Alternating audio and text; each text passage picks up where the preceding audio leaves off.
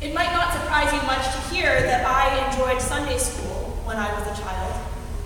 I am a pastor, after all, but you might be surprised to hear why I enjoyed Sunday school.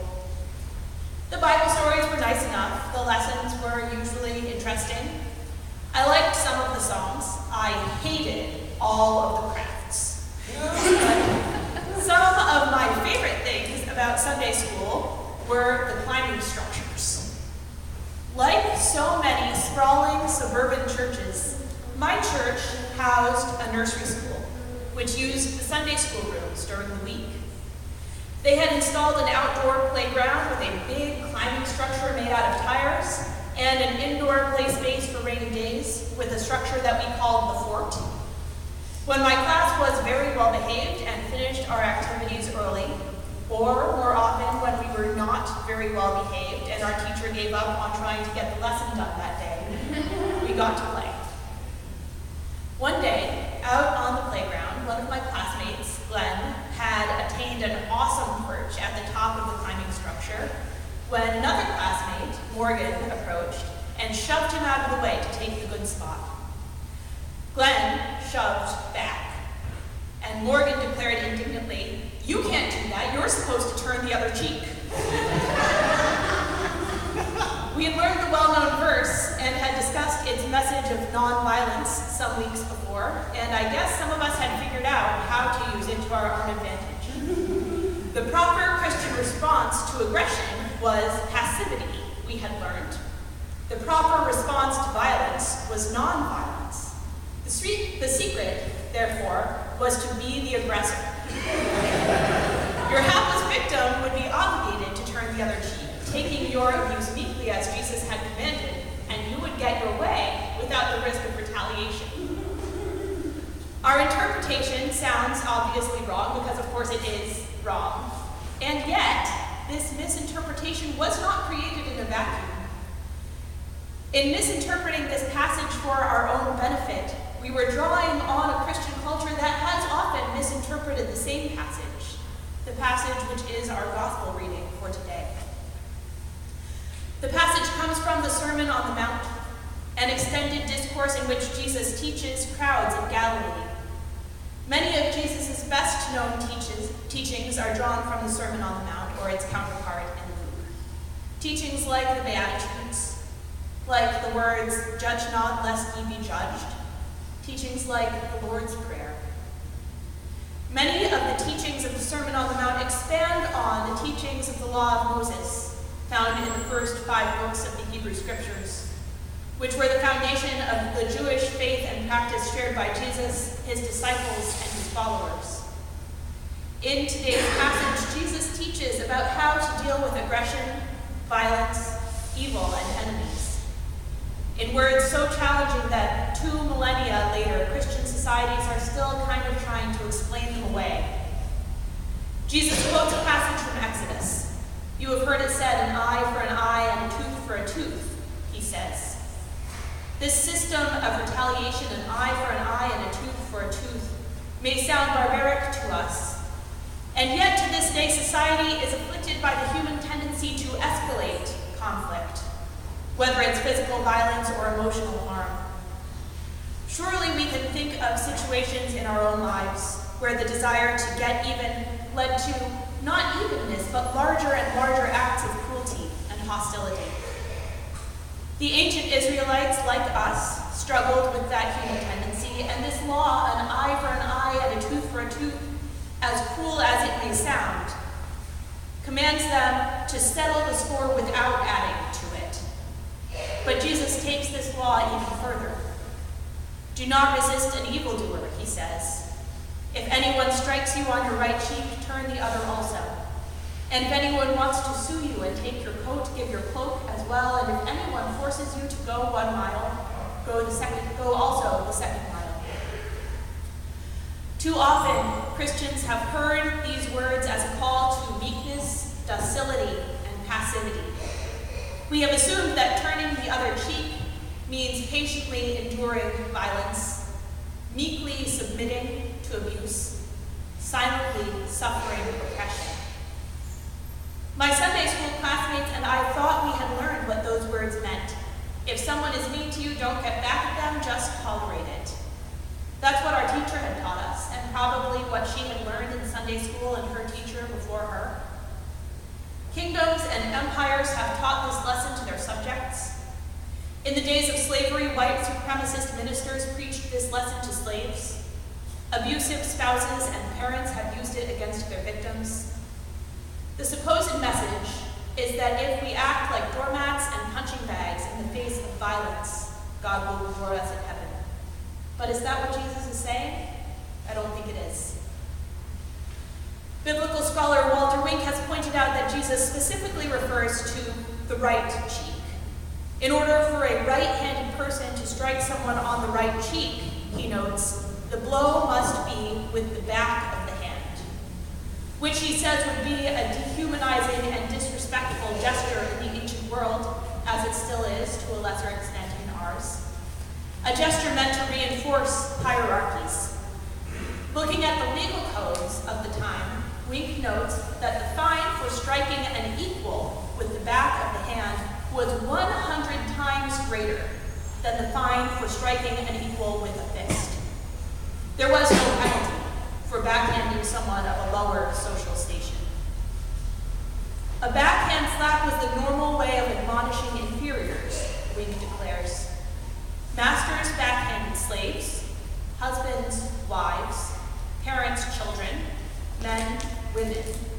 Romans backhanded Jews. Wink argues that when Jesus teaches his followers to turn the other cheek, he is suggesting that they demand to be hit not with a backhand, but with a fist or an open hand, upsetting the balance of power by refusing to either fight back or accept their aggressor's dominance, and instead demanding to be hit as one would hit an equal in a fist fight or a battle or some other kind of conflict with an equal rather than someone of lower social status. Perhaps Wink is right. Perhaps he's stretching his inferences a bit further than the text can bear. But either way, he touches on something that I think is important. Turning the other cheek is not an act of resigned acceptance of violence. Jesus does not say, if anyone strikes you on the right cheek, let them strike you again, as many times as they want. He does not say, if anyone strikes you on the right cheek, look meekly down at the ground. He does not say, if anyone strikes you on the right cheek, be still and silent and passive. If we listen with fresh ears, we can perhaps hear the power of this teaching. If anyone strikes you on the right cheek, he might be saying, surprise them. Don't do what they're expecting. Don't cower, but don't fight back.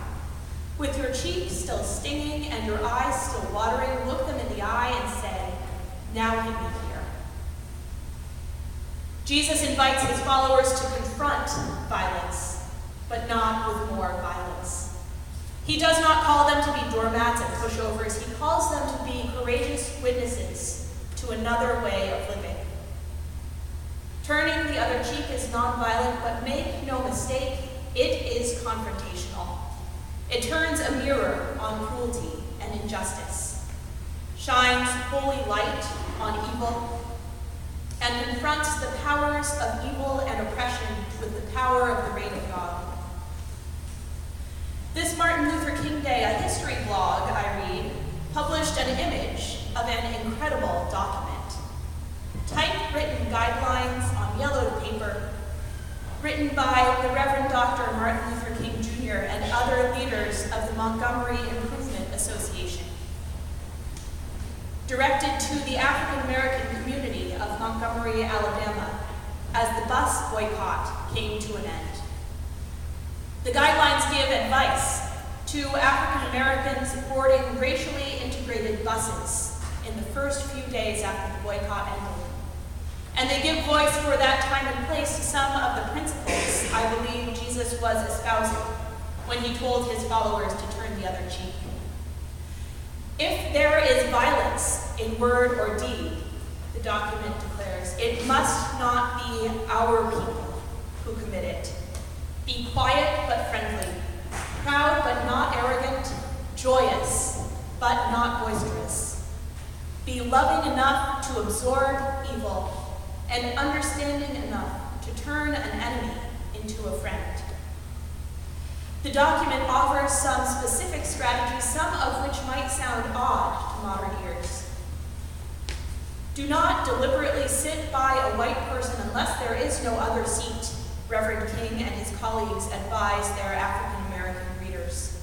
Later they counsel, if another person is being molested, do not arise to go to his defense, but pray for the oppressor and use moral and spiritual force to carry on the struggle for justice. At first, this seemed very strange to me. Why would Reverend King advise his followers not to advocate for each other?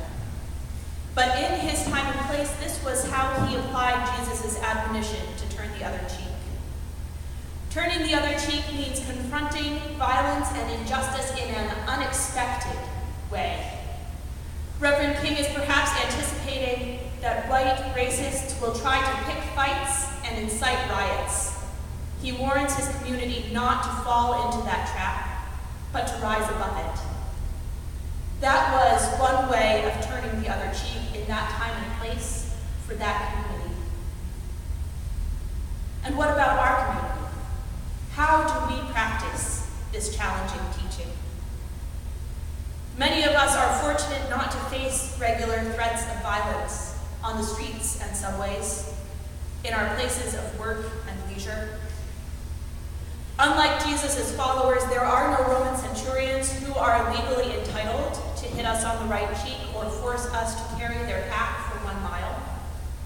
Injustice, oppression, and violence take other forms now, but they still exist in huge societal systems and in everyday interactions with other people. I see it when people arrive at church shaken by a homophobic or transphobic remark they've heard on their way here. I see it when I hear about how young African American men are treated in this city's department stores and how their murderers are treated in our country's courts of law. I see it when legislators mischaracterize food stamps recipients as lazy, dishonest, and undeserving. And I observed it one day when I arrived here at the church for work on a weekday morning, and I saw a man sitting right out on those steps, aggressively shouting unwanted sexual comments at young women as they passed by. I wish I'd lived up to Jesus' teaching as I understand it. I wish I'd found a way to say or do something that drew attention to the human dignity of the women he was humiliating with his rude words. Something that would knock him off balance and make him reconsider his actions. Something that would invite him to a different and holier way of living in the world with his fellow humans. What I actually did was to tell him to shut his mouth and get off my church steps, with a few more expletives in it than that, if I'm completely honest with you. Jesus' admonition to turn the other cheek is hard. It's hard because it calls us to resist our desire for vindication and vengeance. It's hard because it requires us to use imagination in moments when we want to fight or to flee.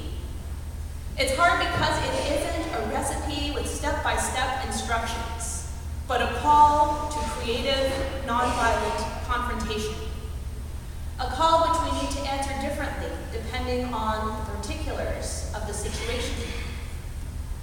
But the good news is that we are not called to do the work of justice alone. We have each other. We have the witness of generations of saints who have walked this path of love and justice, and we have the Holy Spirit. And when we answer Jesus' call, when we answer hate with love, humiliation with dignity, thoughtless cruelty with creative nonviolence, when we turn the other cheek, it's like the tiny pinch of yeast which leavens the whole loaf, like the little green shoots that push through the cracks of the concrete, like the light which shines in the darkness. It's like the kingdom of God. Thanks be to God. Amen.